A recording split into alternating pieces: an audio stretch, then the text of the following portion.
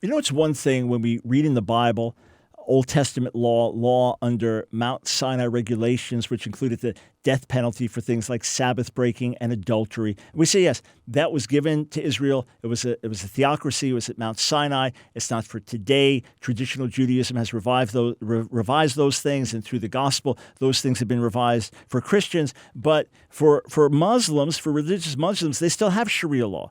They still have, for example, beheading adulterers or chopping off the hand of a thief or things like that. And Islam is not just about peace. Islam is about submission. That's what the word means, submission to Allah. And with that submission to Allah's law, which is Sharia law in its orthodox sense. Well, there's an article written a few months back, just came to my attention. It's on the Huffington Post. It's called 5 Things You Need to Know About Sharia Law, asking American Muslims to swear if Sharia law is a violation of religious liberty. And it was by Carol Curavilla, associate religion editor at the Huffington Post.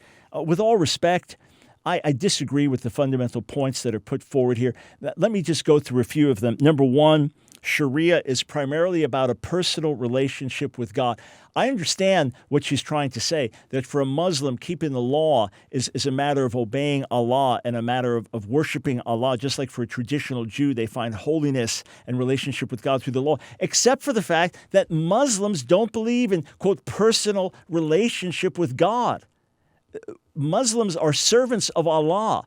Allah is here, human beings are here, and Allah does not have a relationship with God. You may have some Sufi mystic Muslims who believe in that, but Muslims do not believe, religious Muslims practicing Sharia law, do not believe in personal relationship with God the way a follower of Jesus would. So that is a real misnomer. It is a misrepresentation of Islam, intentional or not. Then, asking a Muslim to stop believing in Sharia is like asking her to stop practicing her religion. It's a blatant attack on religious liberty. Understood, except for the fact that here in America, you can't have it.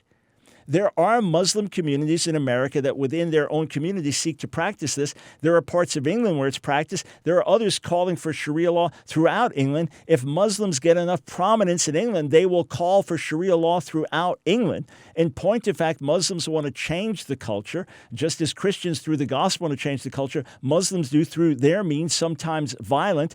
And in point of fact, they want to see Sharia law enforced. And there are pockets already in America where they seek to live by Sharia law. So you can hold to it, but it's going to bring into a conflict with us in America. And if you're going to be in America, you have to sign up to live by our laws. And that will mean, okay, then we practice these things privately, but we do not seek to enact them.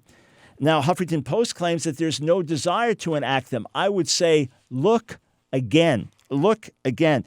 A Sharia is not all about punishment. No, it's not all about punishment. It believes this is the path that pleases Allah, and in that sense, a path of life. But you better believe it's a whole lot about punishment. A whole lot of punishment is meted out. All right, there's more I could get into. But in short, I find it fascinating that the same liberal writers who have such an issue with the gospel as it's preached in the Bible and with conservative Christian beliefs based on the Bible are such apologists for Islam. I tell you, if Islam had its way, they'd live to regret their words.